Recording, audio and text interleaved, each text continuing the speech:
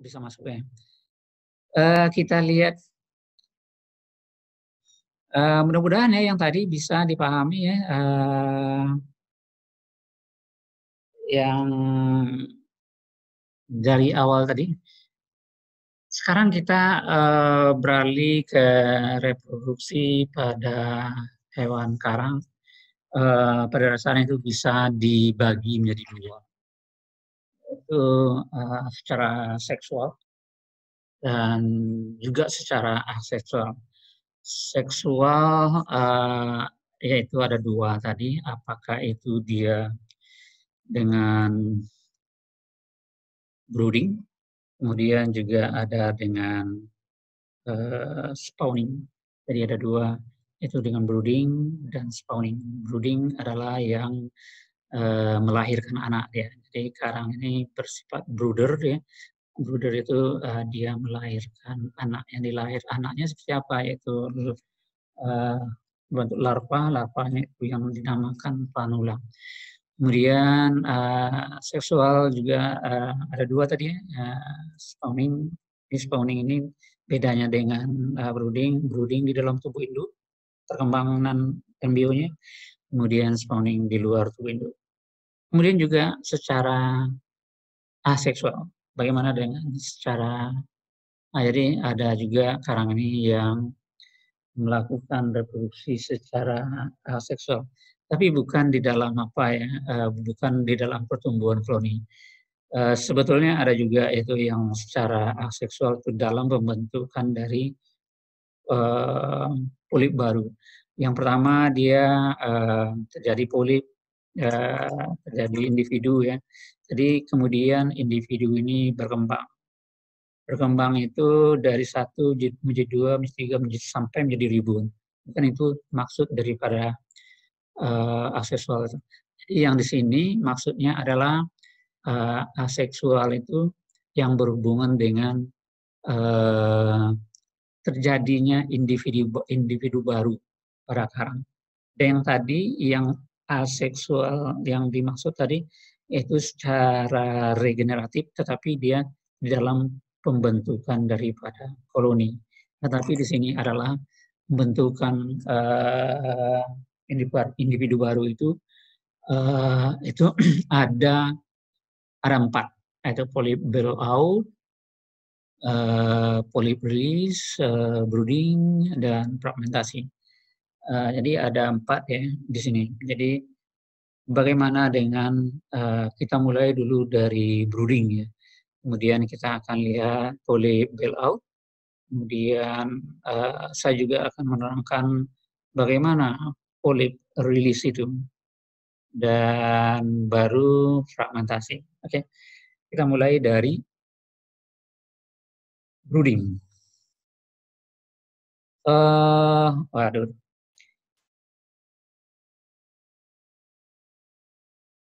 Oke, kita lihat yang lain dulu sebetulnya. Ini, maaf. Jadi kita lihat dulu yang lainnya, yaitu mengenai model reproduksi pada karang. Ini bolak balik ini apanya, PowerPoint-nya. Kita lihat dulu ini adalah jumlah spesies. Jumlah spesies ya. Jadi dari 0 sampai 100 jumlah dari per spesies. Kemudian yang ini adalah kawasan atau zonasi. Ini Great Barrier Reef. Ini adalah di sebelah timur Australia.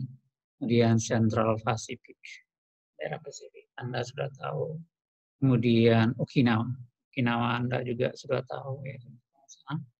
Kemudian Laut Merah, kemudian Hawaii dan Karibia. Oke, ini daerahnya. Jadi 1, 2, 3, 4, 5, ada 6. Kemudian di sisi lainnya, ini adalah hermaprodit spawning. Kemudian hermaprodit dengan brooder. Kemudian spreadly sex spawner. Jadi dia seksnya itu umpamanya jantan betinanya terpisah dia.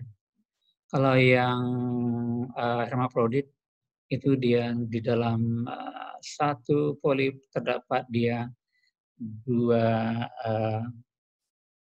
jenis kelamin, dan kemudian separately sex brooder. Dia terpisah, akan tapi dia melahirkan anak atau brooder. Yang ini adalah jumlah. Kita lihat.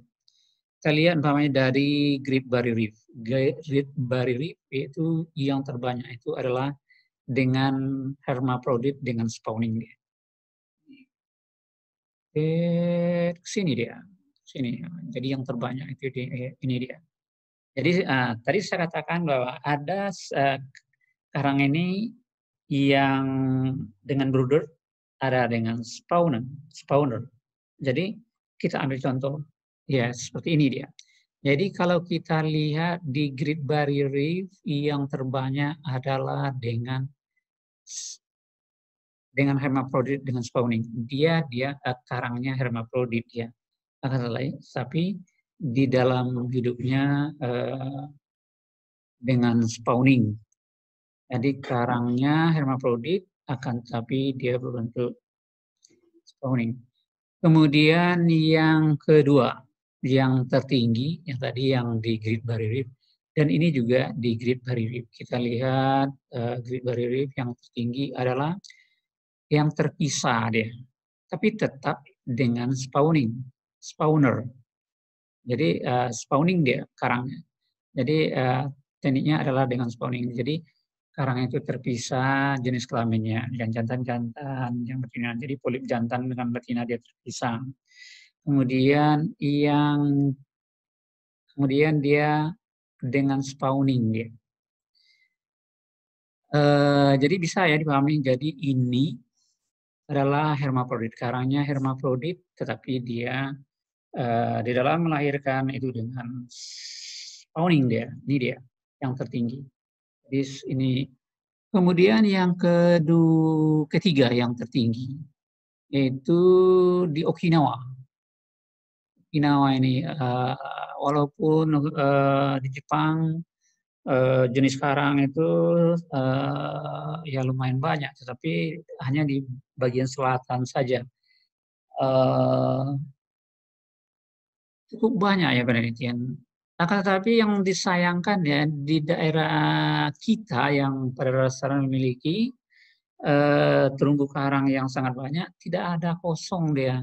Yang ada hanya di Great Barrier Reef, Central Pacific, Okinawa, Red Sea, Hawaii, kemudian Karibia. Sementara Indonesia tidak ada. Di mana letak Indonesia? Jadi kemudian kita lihat juga yang hermaprodit. Hermaprodit itu sebetulnya karang yang hermaprodit dengan brooder ini itu hanya sedikit. Nah, jadi ini ya yang dipercaya orang dulunya. Dia hanya bereproduksi secara brooder. Kemudian yang terpisah ini juga sangat sedikit. Jadi kesimpulannya adalah yang terbanyak itu adalah dengan spawning.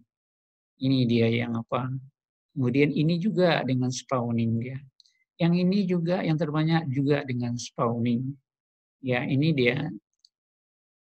Nah, jadi bukan dengan brooder. Jadi kalau mahasiswa melihat buku dari Nyi Baken yang terjemahan itu, jadi itu ada yang salah di situ. Apa sebab bukunya itu yang aslinya adalah diterbitkan tahun 1987 kalau tidak salah, yang aslinya. Akan tetapi di setiap tahun itu produk ulang ya terjemahannya itu apa sebab bukunya itu bahasa Indonesia sehingga orang kita dan salah juga umpamanya percetakan kok yang yang buku yang sudah lama bagusnya buku yang baru ya, sehingga tidak terjadi kesalahpahaman di apa sebab ilmu ini dia tidak statis, dia akan berkelanjutan pada dasarnya. Sehingga buku saya mengharapkan kepada terjemahlah buku-buku yang terbaru. Jangan buku yang sudah lama yang diterjemahkan. Oke, lanjut. Jadi tadi ya, jadi sperma apakah itu pembuahan di luar, apakah di dalam, dia seperti ini dia. Ini adalah kepala ya, anterior nukleus, ini nukleus. Kemudian ini adalah tubuhnya, ini adalah ekornya. Kemudian ada centriole, ini dia. Kemudian vakuola, pola. Jadi pada dasarnya ini mirip ya dengan sperma yang ada pada manusia. Dan kita lihat perbedaannya dengan yang lain, ini pada dasarnya adalah sperma yang dari Acropora, tetapi spesiesnya ini berbeda. Juga kelihatan perbedaan di antara spesies dan spesies. Jadi walaupun spesiesnya berbeda, ternyata bentuknya juga berbeda. Dan dari sini bisa kita simpulkan, jadi kalau yang spawning itu kan pembuahan di luar tubuh daripada karang. Tidak mungkin dia terjadi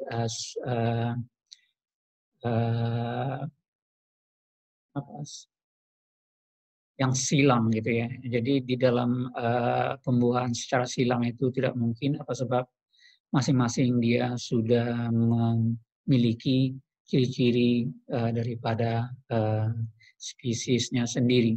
Jadi pembuahan silang itu tidak mungkin. Dari sinilah kita lihat umpamanya kepala daripada yang ini ya, itu sangat berbeda dengan yang ini. Ini yang B ini juga berbeda karangnya. Di sini saya lupa nih, tetapi seluruh ini adalah dari Acropora. Begitu dari sini kita juga bisa melihat ya, umpamanya ekornya ini pendek, ini panjang, ini juga pendek, tetapi kepalanya ini beda dia. Jadi begitu besarnya, begitu dengan kekuasaan Tuhan ya, bisa dia tidak terjadi dia pembuahan silang di antara spesies, dan kemungkinan ya, jadi kemungkinan tidak mungkin ya, jadi pembuahan silang di antara spesies dan spesies. Ini yang tipe dari hermaprodit. Yang ini adalah